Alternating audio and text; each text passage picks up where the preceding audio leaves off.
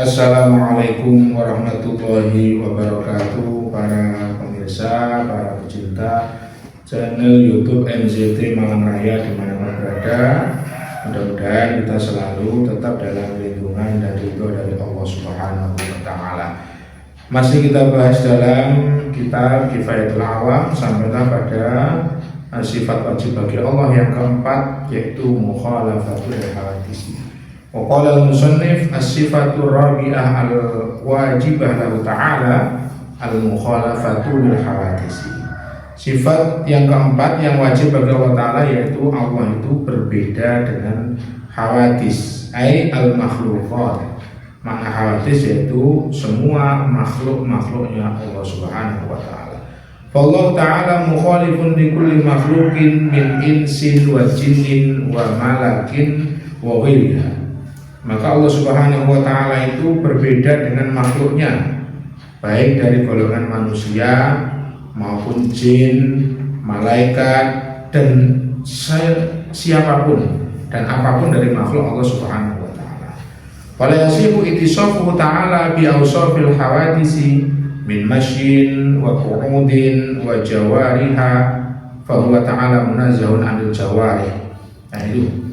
Maka Allah Subhanahu wa Ta'ala tidak boleh disifati dengan sifat-sifat hawadits, sifat-sifat makhluknya, dari berjalan, duduk, dan semua anggota badan, mungkin tangan, seperti apa? Famin, wa ainin, wa udunin. Allah memiliki mulut, memiliki mata, memiliki telinga, dan lain sebagainya. Maka fakulu ma khatara bi balik min tulin wa adin wa bisarin wa sim wa saminin Allah Ta'ala bi khilafi. Tanazzaha Allah Ta'ala an jami' awsafil khalqi. Apa yang terlintas dalam pikiran seseorang, baik itu panjang, luas, gemuk, kurus, dan lain sebagainya, maka ketahuilah Allah Subhanahu wa Ta'ala berbeda dengan itu semua, dan Maha Suci Allah bersih dari semua sifat-sifat makhluk yang ada di dunia ini. Fadalilu ala wujubil mukhalafati lahu, maka dalilnya apa, buktinya kalau Allah itu harus memiliki sifat berbeda dengan makhluknya. Karena seandainya Allah Subhanahu wa Ta'ala itu sama dengan makhluknya, maka Allah itu berarti disifati dengan sesuatu yang sama, dengan sesuatu yang baru dengan makhluknya tadi. Seandainya Allah itu sama dengan makhluknya, maka boleh juga Allah itu disifati dengan sifat makhluk tersebut. Atau kalau Allah itu barang yang baru atau sesuatu yang baru, maka harus ada yang muhdis, butuh ada yang menciptakan. Dan yang menciptakan Allah pasti lagi ada yang menciptakan. Yang menciptakan ada yang menciptakan lagi.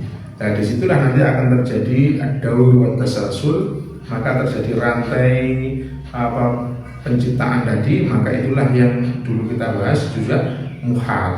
Karena itu muhal, maka juga Allah tidak disifati dengan mukhalafatul hawadits. Kesimpulannya apa? Kalau Allah Subhanahu wa Ta'ala syabaha Allah Ta'ala hadisan minal hawadits, kalau Allah itu menyerupai suatu makhluk dari makhluk-makhluknya yang ada, maka Allah itu juga makhluk. Maka apapun yang, kalau ada dua barang yang sama, dua sesuatu yang sama, maka yang terjadi pada sesuatu yang ini maka juga sifatnya akan terjadi kepada yang lain. Itu sudah barang tentu seperti itu, maka itu adalah mustahil. Maka Allah Subhanahu wa Ta'ala sebagaimana di dalam sifat yang kidam terdahulu, maka tidak ada berarti Allah itu tidak boleh kudus karena Allah bersifat kidam. Nah kalau begitu, maka Allah juga harus berbeda dengan yang kudus, yang diciptakan atau hal yang baru. Ya, maka di antara makhluk dan Tuhan Allah itu adalah tidak harus ada kesamaan, ya, secara pasti. Ini dalil secara ijmali, secara global yang harus diketahui oleh setiap orang-orang mukmin, sebagaimana sifat-sifat sebelumnya, ya, sebagaimana bahwasanya minimal mengetahui dalil ijmali dari sifat Allah Subhanahu wa taala. Kalau ditanya Allah harus bersifat mukhalafatul hawadisi, maka secara logika bahwasanya kalau ada yang menyerupai, menyamai, maka berarti bersifat sama dengan Allah. Berarti Allah juga suatu hal yang baru. Kalau hal yang baru maka harus ada yang menciptakan. Kemudian ada juga di dalam Al-Quran maupun As-Sunnah, kadang-kadang yang kita temukan ada ucapan Allah itu seperti memiliki jawari. Maka bagaimana sikap kita? Kita tentunya mengikuti para ulama kita, baik ulama salaf maupun ulama khalaf. Salah satu contoh saja misalnya dalam Al-Quran surat Al-Fatah ayat 10, Allah berfirman yadullahi fawqa aydihim, tangannya Allah. Berarti kan ya yadullah.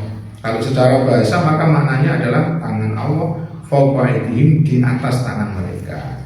Maka di sini para ulama baik salaf maupun khalaf itu sepakat bahwasanya mengartikan daripada makna yadun itu bukan yadun yang seperti yang kita ketahui, tapi dimaknanya dengan makna bukan makna dohir, jadi bukan makna yang sebenarnya. Tapi para ulama salaf dan khalaf berbeda di masalah pentakwilannya. Kalau ulama salaf maka beliau-beliaunya tidak mau mentakwilkan. Yang dimaksud ya Allah memiliki yadullah itu, tapi yang mengetahui maknanya adalah hanya Allah. Jadi yang muradu minhu tidak ada yang mengetahui kecuali hanya Allah Subhanahu wa taala.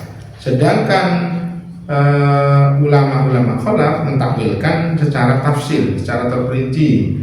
Bisa jadi itu maknanya adalah kekuatan Allah, rahmat Allah. Itu adalah yang terjadi hanya di situ. Tapi secara sepakat ada ulama baik ulama salaf maupun ulama khalaf itu bersepakat bahwasanya yang dimaksud dengan yadullah fawqa aydihim atau ada ayat-ayat yang lain yang menyebutkan Allah itu memiliki jawari seperti itu disebutkan, maka sorofahu anil makna dhahir, maka dipalingkan dari makna yang sebenarnya seperti yang kita ketahui. Jadi begitu ya.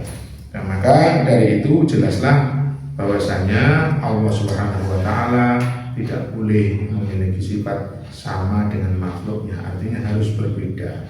Makanya di sini yang keempat sifatnya adalah mukhalafatul hawadisi. Itulah mudah-mudahan menjadikan tambahan pengetahuan kita untuk lebih yakin, lebih mantap, minimal sebagai seorang mukallaf mengetahui dalil ijmali daripada sifat Allah Subhanahu wa taala. Allahul musta'an wa alaihi tuklan. Assalamualaikum warahmatullahi wabarakatuh.